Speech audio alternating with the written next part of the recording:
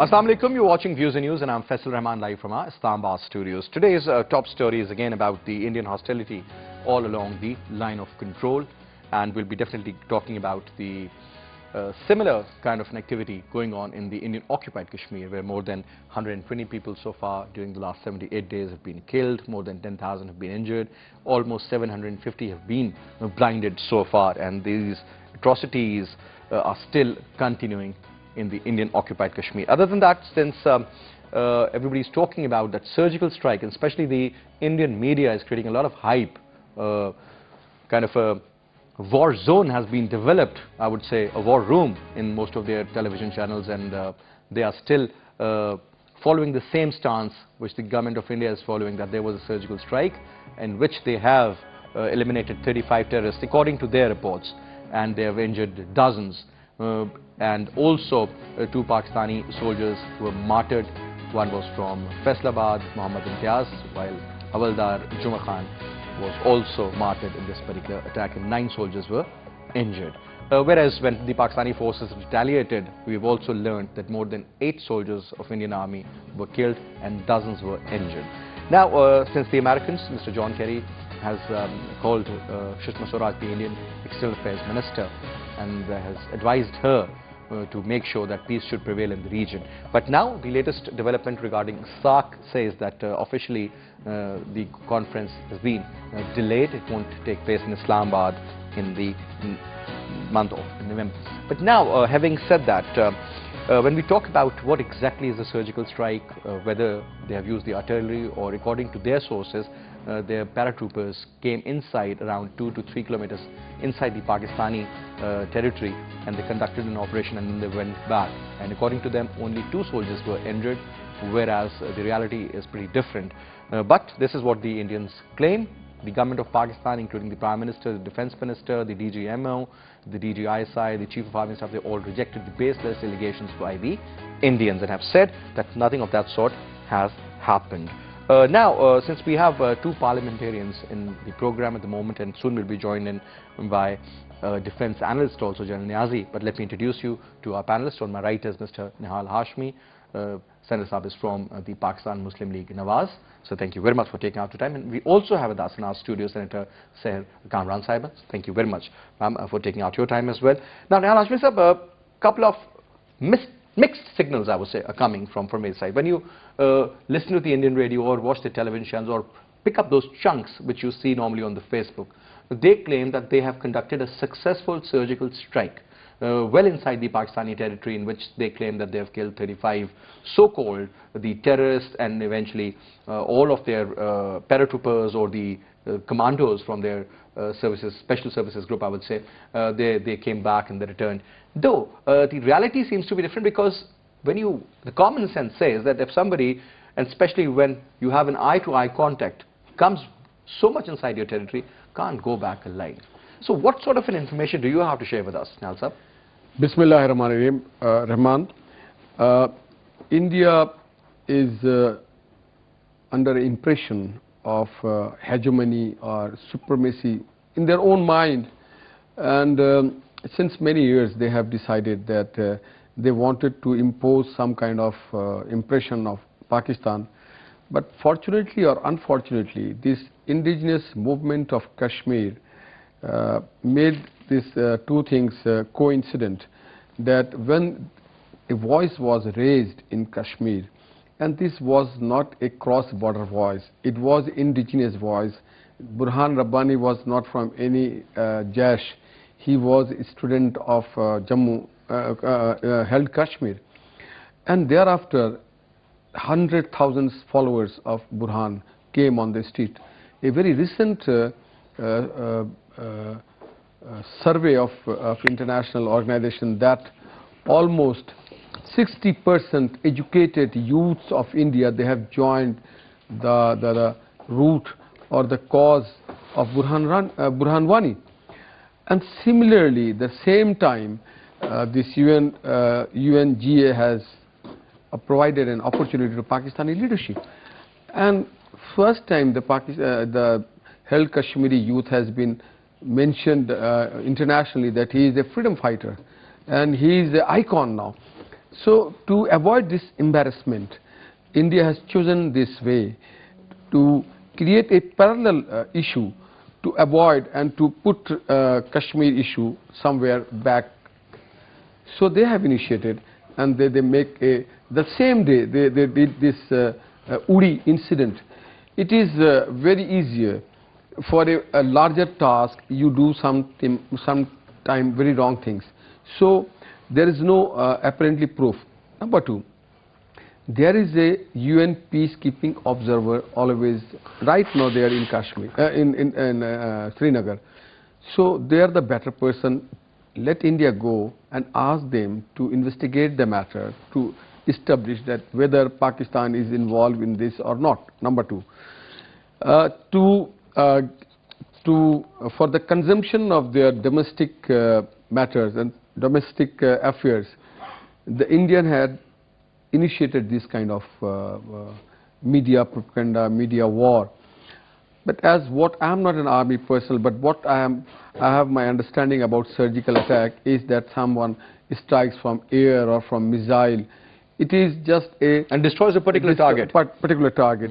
It is just a video game. The kids playing video game, playing this, that, crossing the border. Now, Nihal Sahab, according to some of their very seasoned and senior journalists of India, they believe, because the kind of information that was shared was not made public, but according to some whom we have had a contact, they say that, well, the information which they have says, or rather suggests, that their paratroopers came inside Pakistan, conducted an operation or surgical strike, whatever you may call it, other than the violation of line of control, and they successfully went back and they killed over 35 terrorists. This is what they have said so far. How would you respond to that? It is again a joke, because there is a radar system, there is a fencing system. Suppose they have conducted this operation, then how they managed to go back? Crossing the fence, there is a fencing system, a complete border, safe, secure, very safe, secure border, and there is no way that any fencing has been cut it somewhere and it has been destroyed from some part. Then is there any sign of Pakistani or internationally, that you can watch it now from globally, even from the camera, that any heli was, any chopper was took place, take off from Indian side and landed or not landed, dropped their paratroopers and gone back. How the paratroopers has gone back?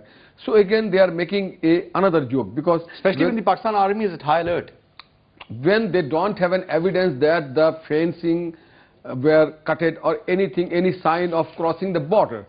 So on the other hand, that other sectors, they have left 8 soldiers in the Tapani and 6 soldiers somewhere else. So to avoid and to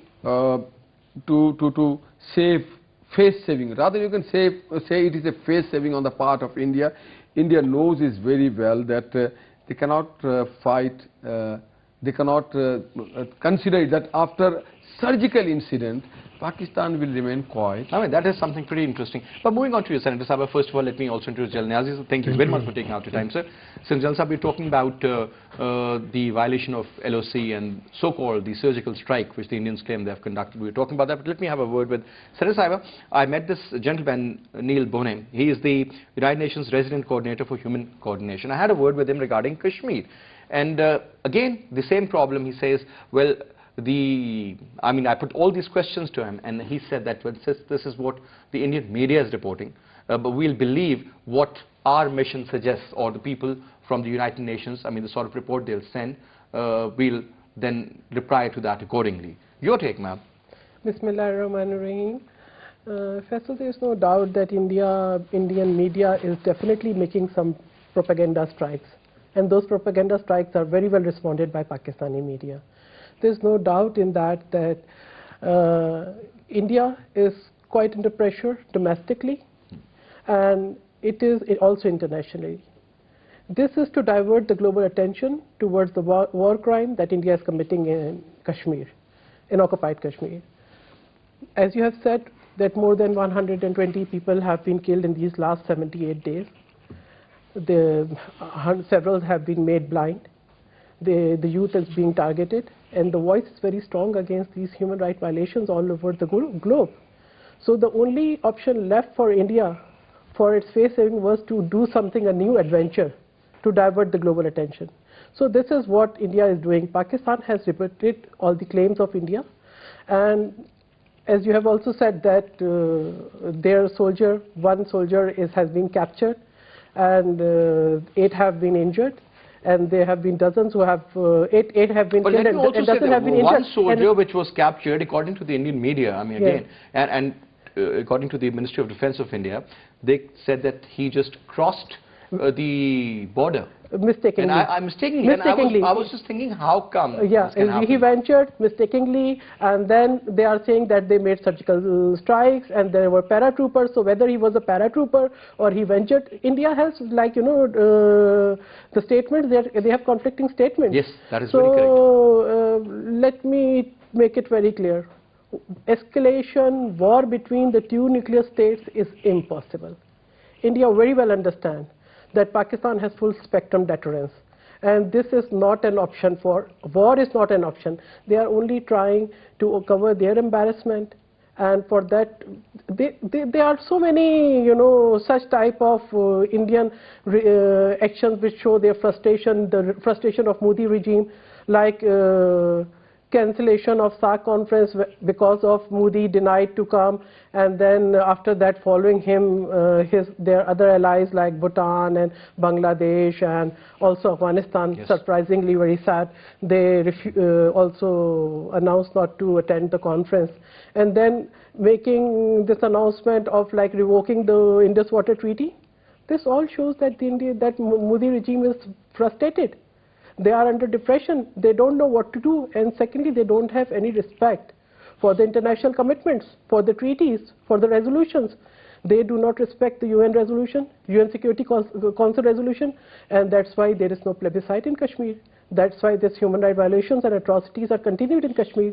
They have no respect to the treaties, and they can anytime announce, and that is also to use the water as a war tool. So we could see that what is the state of mind of Modi regime, and what agenda they have. So they have very, what I'll say, aggressive sort of agenda, and they are in a situation of chaos. They tried all their best to declare Pakistan a terrorist state. They could not do that. When they realized that the fingers are pointed towards them for the abuses in Kashmir and for their immature actions, now they have started making the claim of these surgical strikes to please their people, because this is what the Modi claims were during the election. So everyone knows he's Gujarat. Attitude towards Pakistan is always something which sells like a hot cake in India. Yeah, this is what, you know, during the election, we took it as an election fervor. So it's there. We know this person, Narendra Modi, the Gujarat ka qatil, killer of Gujarat. What we expect from him? He is extremist. He has extremist agenda. Some people say he has evil designs. But anyway, moving on to your Jalsa. Now, first of all, share with us the sort of information you have regarding that particular attack, sir, and also tell us that when we talk about an attack on any target XYZ, whether it's a checkpost or whether, according to the Indian so-called, there was, let's assume for a moment that there was a terrorist camp which was sponsored by Pakistan. This is what they claim. I mean, would you consider that a surgical strike? Surgical strike is no military term.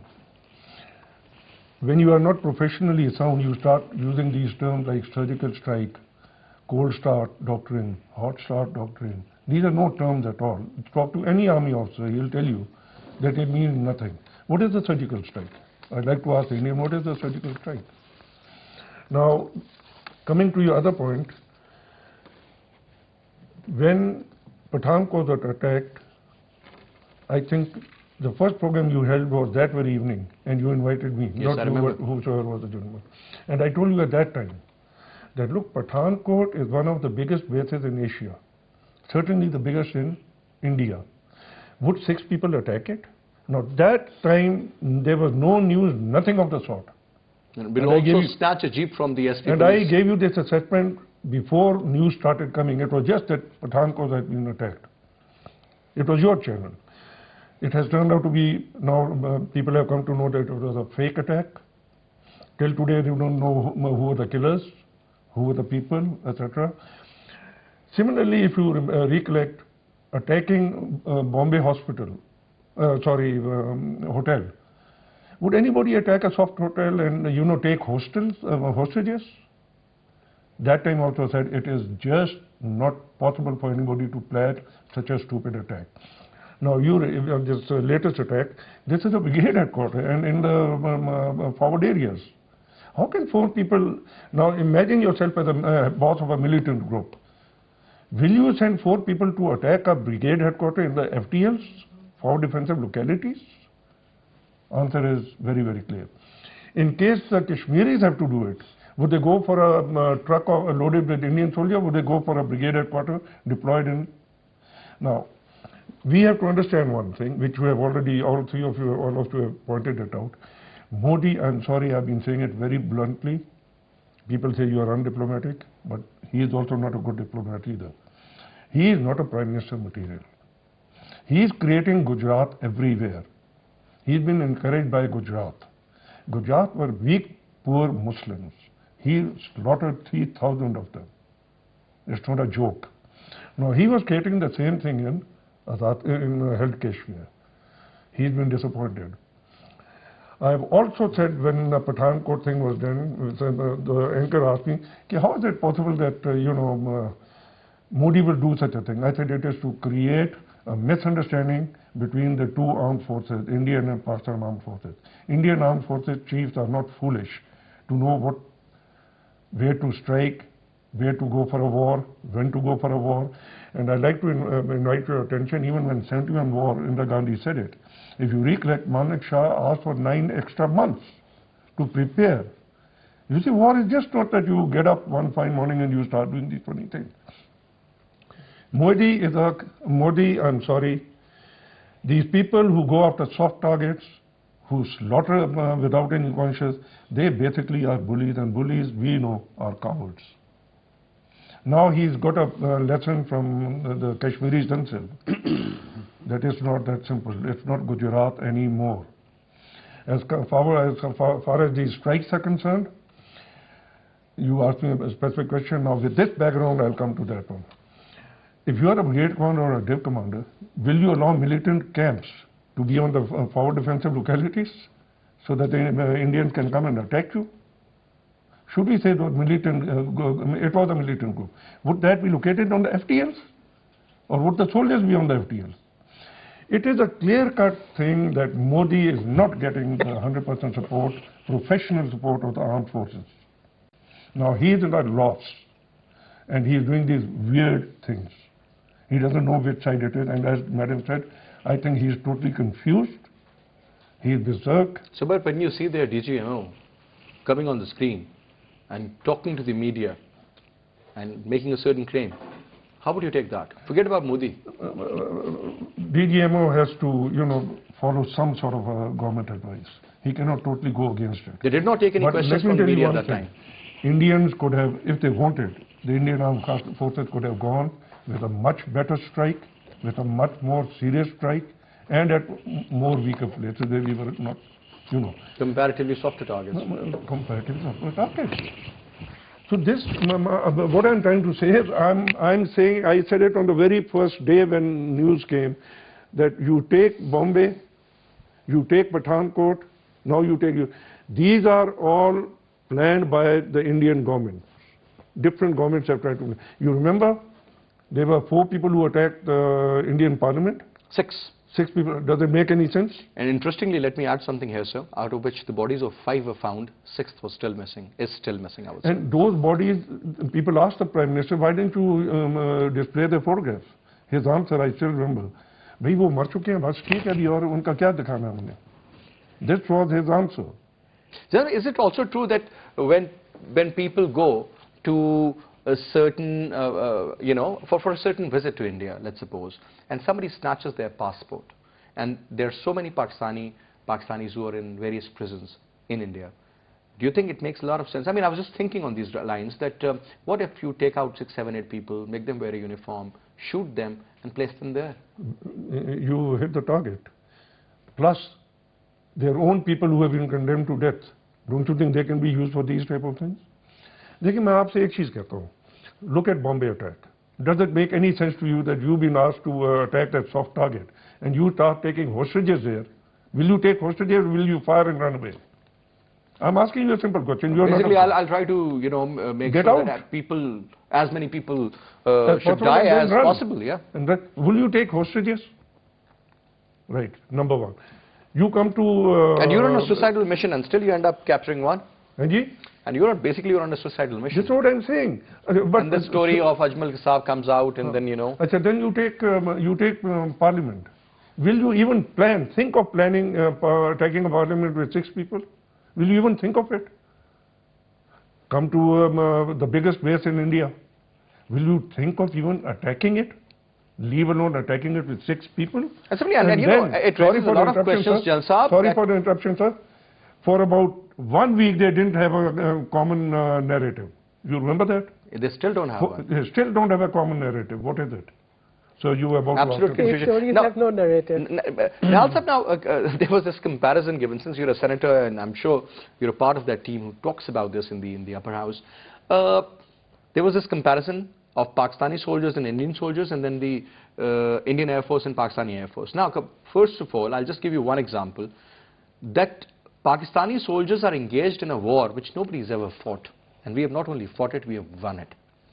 Look at the decrees during the last couple of years, and I would appreciate your regime for that, that during the last 3.5 years, there is a significant decline in the terrorist activities and attacks in particular. But still, we on and off, obviously you can't filter every single. But now, what my point is that their military, I still remember, around 40,000 of their soldiers who were placed in Kashmir applied for leave. 40,000, that's a huge number. That means practically 10 to 12%. And then you talk about the Pakistani army and they're ready and geared up. And then you talk about the old, I would say, fleet, outdated fleet of the Indian Air Force as compared to our new jets and everything. Their own analysts, their own defense analysts have actually said that this is not the time to engage Pakistan in a war because they'll go after you. Rahman, in any war, and if you consider, if you don't make all the soldiers equal, there is a motivation. Does Indian Army have any motivation for what they are fighting this war? They have no clue, to be honest. On the other hand, we have 2 options in our hand, Shaheed ya Ghazi. So, on the one hand, the Indian soldiers are applying for their leave, 40,000. If you go and ask Pakistani soldiers, those who are not in the front line, most probably you will find 100,000 Pakistanis, they are asking their commanders that put them on the front line. So they want to avail a chance for Shahadat. A person is ready to go for Shahadat, and on the other hand, a person is a coward and he is asking for a leave. There is no match, there is no comparison. So on the one hand this, on the other hand, that our soldiers are engaged and they are fighting a war, war against, not only against terrorists, but internationally motivated, organized terrorism or a war against Pakistan. It is internationally organized and motivated. Mossad is there, CIA is there, RAW is there, Khad is there, and they are making all these plans. So our soldiers are engaged for last few years. On the other hand, the Indian soldiers are not known what is the meaning of war since last 35 years. On the other hand, their equipments, various things, that does not suit the war. On the other hand, if you go to that mountaineering war, the Kashmiri and the other part of Indian territory, they are ready to fight. If they start fighting, on the front side they will face Pakistan army, on their rear they have to face the music of the Kashmiri freedom fighters. Though they are unarmed, the women and children, they have no fear of Indian army. They don't fear Indian Army. The important thing is fear. The important thing is fear of their life. Important thing is fear of Once the element of fear something. is removed, then The important thing is no fear backing of out. losing some very important thing, whether it is belonging, whether it's their life, where this is their house, their job, whatever. So there is no fear in Kashmir Valley, right from 6 years kid to 60-year grandfather. So it is the time to India to realize and revisit their decision. On the other hand, if you escalate this war, you are sending a message to the international, multinational and various organizations, those who are running after India, dying for India to invest Investments. and Look to at get what this happened in the market. Bombay Stock But the Exchange. most important thing, why Modi is doing this? Because Modi and their masters, they cannot afford Pakistan-China economic corridor, because it is not a slogan, it is reality. If we have a passage right from Kashgar to Gwadar and Gwadar to onward, then the others, they are losing their market. Then there is prosperity. Then we will minimize terrorism in our part. Then we will provide all the facilities to our common man. When there is, then common man will have interaction with the development. So India is very scared of this. And it is not only Indo-Pak relation, it is Pakistan-Afghan relation, it is New World Order. Many factors and many stakeholders are watching this. So India has to decide that, is India ready to become a front man for others? Then it is the fate of India. And as Senator has very rightly make a observation, that it is not a kid's game. The two nuclear states are eyes to eyes. On the other hand, another nuclear state is China. So those who are playing with the fire, they are playing with very dirty games. This is not Syria. Pakistan is not Syria. Pakistan is not Iraq. In two terms, our population is more than 200 million. Iraq's population was 20 million. Our military war machine is much more better than those countries, better than so many we are the countries. 6th largest army, and we are motivated, we are democratic country, and we have all the natural resources, all the means what a person requires. We have water, we have food. We can sustain, we can go for war for years and years and years. And for India it will be too difficult. Now, Senator Sahab, there was this very interesting clip on the social media in which it was in Urdu, Hindi and Punjabi, and there was this announcement made on a speaker. There was a speaker like a mosque or something of that sort, and people were gathered in a village in which whosoever was talking to these villagers was suggesting them that there is an order from the government to leave your houses, vacate those houses and move well inside the Indian territory, around 10 kilometers, because there is a very high probability of war. What's going on out there? And I'm talking about the Punjab side. You know, Bollywood is very popular in making movies. So India is popular because of Bollywood. You can expect anything. You know, when it comes to Pakistan, it's not only our soldiers. Each and every Pakistani, each and every common Pakistani, even the Parliament of Pakistan, we all are in forefront to fight for our country and to defend our country. And India knows this very well. They might be like, you know, stronger in conventional, having the more conventional weapon. They would be more powerful, having more stocks of weapons. But they might not have the same valor, courage, professionalism, and As that compared to us, yeah. jihad to live and to die for the country. They, you know, if they know very clearly that Pakistanis will not hesitate to defend their country. They know that each and every Pakistani would be in forefront, and they know the courage and the professionalism and the valor of our army. So war is not an option very clearly. But here the point that I would like to make is that this is a very important point for the globe, for the international power, for the United Nations to see that what sort of crimes India is committing. India is a country which has no respect to its commitment. So especially the NSG meeting which is to be held in October, where India is asking for the membership. We fear vertical proliferation if India will get the membership. They have did it in the past. In 1974, what happened? The nuclear fuel that they took from US and the reactor they took from Canada, they used it for the nuclear explosion. So we believe the country which is mad, which has a mad regime. And interestingly, India is not a signatory of the nuclear proliferation treaty. Yeah, and So, Pakistan and has yet, offered. ma'am, interestingly, there was this very interesting story, and definitely we'll talk about that after the break. But the North Korean scientists and people working in the They have been nuclear trained in facilities, India.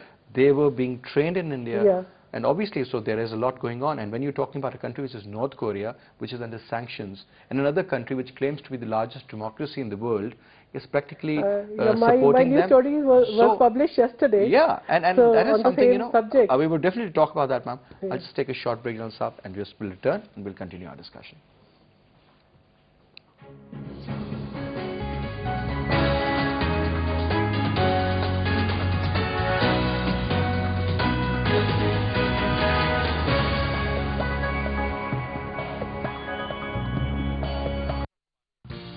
PTV announces its corporate application for Android and iOS mobile devices with exciting and new features, more functionality and resources to make your experience wholesome and complete. From news scrolls to web TV to live streaming, PTV News, PTV Sports, PTV World and PTV Home, a complete social media integration and opinion polls, so you can share your views and opinions with your network. So install the Android and iOS app right now and get connected with your national broadcaster, PTV, Voice of the Nation.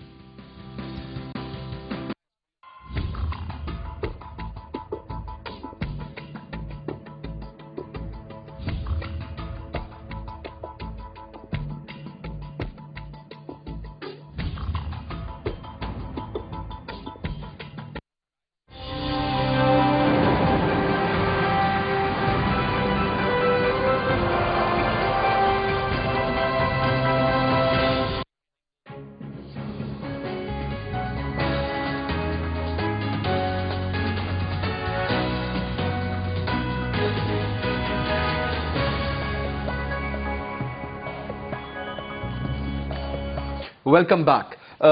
Since I'm talking about the NSG, as you earlier mentioned, that is going to take place in the coming month. And now, when we look at the Indians, since they haven't signed the NPT, they're not signatory of that, and yet, after this strategic partnership and the civil nuclear deal with the Americans, off the record, they're supplying stuff to North Korea, training their scientists. One of their first secretary happens to live there in India, admitted in an interview that he was trained in these certain facility in the foothills of Himalayas. So, your take, ma'am. Actually, Pakistan has proposed a bilateral moratorium on the nuclear tests, which is a step forward to CTBT.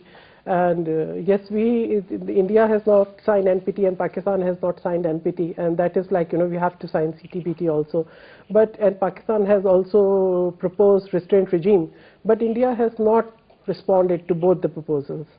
And international community has to take notice of that the waiver granted to India in 2008 was a wrong step, because there are evidences that India was involved in vertical proliferation. India was using the nuclear fissile material that it took for the peaceful purposes, in the military, for the military purposes. So if India is given the NSG membership, who will guarantee that India will be not again going towards though they're not a member, still they're doing it? Yes, no, they were granted the special waiver by US in 2008. I think there's a time to reverse that.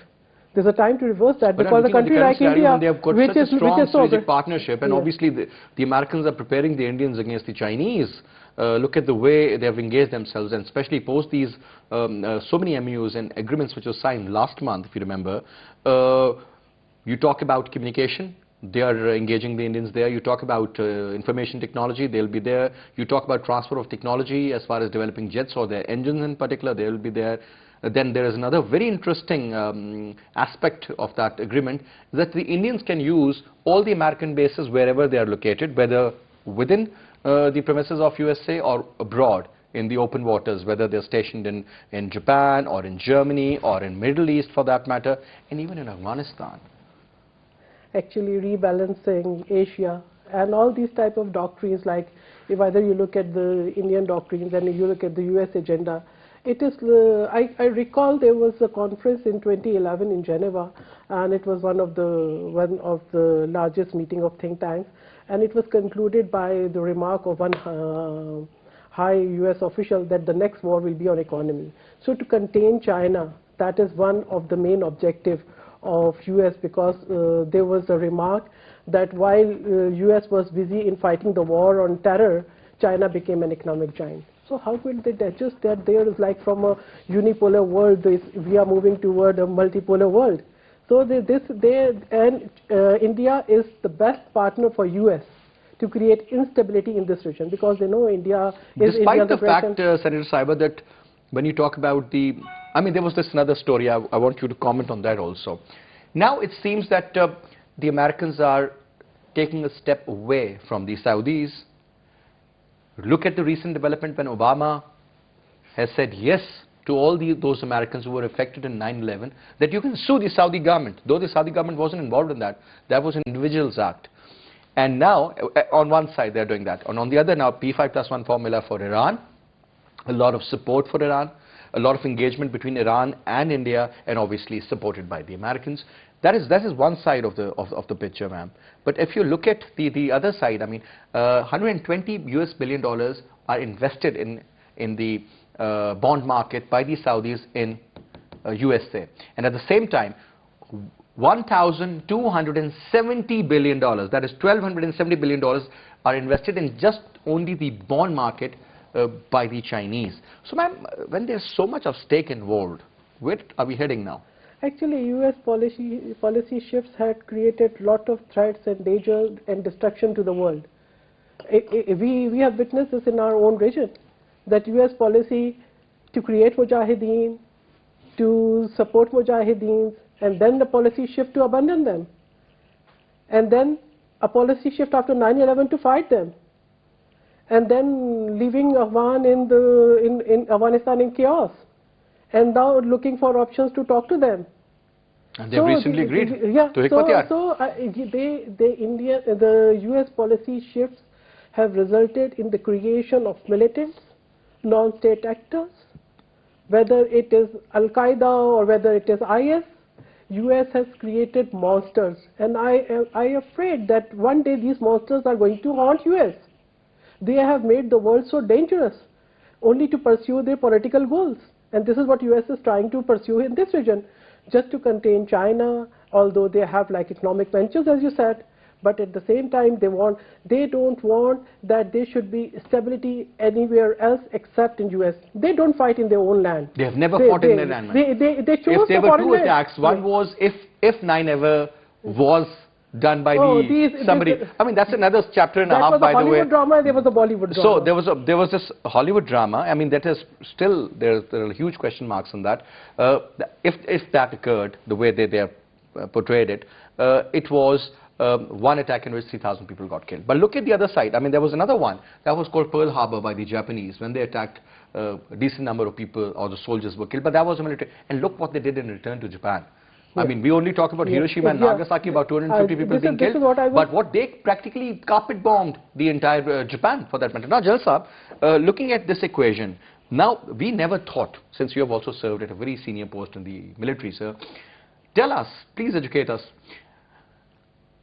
what did you feel when you saw those 200 troops from the Russian military, the Red Army, landing in Jalalabad, and now they are conducting joint military exercise of the Pakistan Army? How do you see that, sir? I think it's a breakthrough for Pakistan, in the sense that we should not read too much into it. but it's a caution to India that look, now that you are going towards USA, we also have options. I think I look at it up to that extent. Now, how we build up on it further is quite another thing, because I don't see more than that. Now, it depends how we build up onto it, because this is a clear indication that Russia is trying to tell India that, look, we also have options. If you think you have options, we also have options. So there is a clear-cut indirect war between the Russians and the Americans, whether it was in Crimea or it was in Ukraine via NATO or the European allies, or for that matter now they do believe and they do understand how important the Black Sea is for them, or you talk about Syria for that matter. The presence of the Americans in the surroundings of Syria or the Russian presence within the borders of Syria, that tells a lot. Now, since they are also moving towards this side, so they've always looked towards this side, by the way, but unfortunately, because of CENTO and CETO and other reasons, we were the non-NATO allies of the US, and we couldn't capitalize on that front either. But now, since they are looking towards this side, China is looking towards this side. Do you believe that this is going to prove to be another deterrent, sir, for Pakistan? As I said, at the moment, I have told you how I look at it, because the tendency is to see too much also. I mean, that tendency is also wrong. They attacked, when you say of USSR, it was actually Russia, yeah, which came to Afghanistan, and their next mission was to take on Pakistan. With they come going from onto the western corridor, going up to Gwadar, and Indians coming along the sea. Now, this is what many people do not know. This was the actual plan. And when it failed, if you recollect, in '87 we were all very close to war. And you saw the Indian 12 divisions concentrating in the desert area to go divert our attention, go along the sea, and give another chance to USSR, at that time USSR, to restart their attack on the western corridor. The aggressive campaign, basically. They wanted to join hands. Was this the part of Brass Tack, sir? No, Brass Tack was our... I think it was part of it, but I'm not too sure. I'm not too sure. But this was the actual last-minute strategy. Actually, this was to be done in the initial stages, but Pakistan, what it did was, they made their life miserable, and their troops could not move like we could not move our troops in East Pakistan. We followed that policy, and we grounded them right in Afghanistan, right? Now, they could not cross the Pakistan border. And as a last resort, they asked the Indians to do it, and you know about the cricket diplomacy and whatever. Yeah, when Ziaul Haq went there. Now, this was a brilliant chapter for us. As you pointed out, we won a war, and we won it against USSR. The second war also, we haven't failed. We have succeeded, in the sense that we've kept Pakistan, we've kept frontier, we've kept Balochistan intact. Right? And we've kept Karachi intact. You've seen it, that even Karachi, army was suspecting Karachi for a very, very long time. But one didn't know how to put it across, till such time Altaf himself bungled up the whole thing. So Pakistan has a lot of problems, but I want to develop something which you both were talking about. And especially when you said something, I think that is the right direction. That Pakistan is a battle-hardened country. I mean, we are... Yes. Nobody has seen war more than Pakistan in the last 50 years. We've seen 25 years of... Yes. We have seen 25 years of accumulated war. Now, this is what the Indian must understand. That, look, we have that skill also which you don't have. And there are at least 10 states in India which have tried to ask for independence on and off. You know that, right? It's not difficult to start that, to agitate that again. Now, what I'm trying to say is that it's not really the Indian government which is going to play up all these things. It's only Modi. Modi is a person who has seen too much into CPEC. And I'd like to discuss CPEC in a separate occasion, right? Separate occasion, because it's, I think we've blown it out of proportion, and we've cautioned India beyond what is supposed to be done. When you see the projects of CPEC, I'll ask you a question. Why should the Americans, why should the Russians, why should anybody get worried about that? I'll ask you that question when we have this program on CPEC.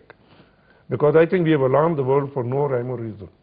And interestingly, there was this meeting between the Iranian President, Mr. Rouhani, and our Prime Minister, Mr. Nawaz Sharif. And Rouhani sir was very categorical, was very straight. He said that Chabahar is going to complement Sir, I was Gawada. one It is not person who going in to be this in competition with that. And interestingly, when you're talking about Chinese goods, obviously China is looking at Iran as a huge market. So look at the potential they have. Look at their middle class. I mean, that's huge as well. And please remember one thing. China is not dependent on this one route which you are talking about. They're building one in India as well. They They have got an option in Burma. You know, if you remember that old Silk Route coming from the north, they are developing that. They'll be coming into the... This is one of the This routes. is one of the routes for Yeah. them. I mean, if people think that this is the only route, they have sadly mistaken. Now, that's what I said, that I think we have blown the CPEC out of it. Where we should be worried about is, where Pakistan should be worried about all this Indian thing and other things is, why the hell, I'm sorry to use this language, I mean, why the hell did we lose one of our best friend, reliable friend, durable friend, Saudi Arabia? Why did we lose them? Why did we lose a brotherly country like UAE? Were we sleeping when people were agitating in, when Indians were active in Afghanistan? For the last 3 years they have been active. For the last 7 years they have been active. They have been what have we investing been doing? slowly but surely. Why, what have we been doing? We've been sleeping. I can assure you, I am one person who has spoken vocally against returning the refugees back home. I say, they are our brothers, we've treated them well for 30 years, now don't send them back as enemies, for God's sake. Treat them well. Yeah, I remember in my show, so you said that. I said, treat them well. So those of them who want to stay back, those who were born here, give it a serious thought whether they should stay back. I would say, let them stay back. Those who want to go, there were 40 countries, sir, who were supporting America in this war. Get all of them now and say, please, let's make Well, that's all about lobbying, sir, but unfortunately, that's a long story, a story and a half. No, but what I outside. say is, our diplomacy should now concentrate on getting those 40 countries to make a plan to rehabilitate these. Now, what I'm trying to say is, we've lost Iran. Why? But these are a couple of very important You see, we have points been- no, which really need to be discussed. But anyway, Sir Singh, I was just told that we are totally running out of time. Okay. I would like to say, ma'am, would you like to add quickly? I think this is the time for Pakistan to very strongly raise the Indian interference in Pakistan's internal matters, especially the issue of Kulbhushan Yadav, and also Modi cited about Balochistan. When he went to Bangladesh, he claimed that he admitted that India was behind the He said he separation was of Pakistan. himself a part of that when he was Part of addressing in this. the Dhaka So University. Yes. this is all the violation of UN Charter 24, and it should be taken very strongly, and I believe we should have taken the issue of Kulbhushan Yadav much earlier. And even on the... And Pakistan should seriously focus on its foreign policy, especially Prime Minister. I would request, please appoint a full-time foreign minister. Well, thank you very much, ma'am. It was a pleasure. And Nihal Hashmi Sahab, who was a part of our program, I would also like to thank him. He was to go somewhere another show and he had to leave early. Anyway, I'll see you next week on Monday. Till then, you take good care of yourself. Have a great weekend. Khuda Hafiz from our side.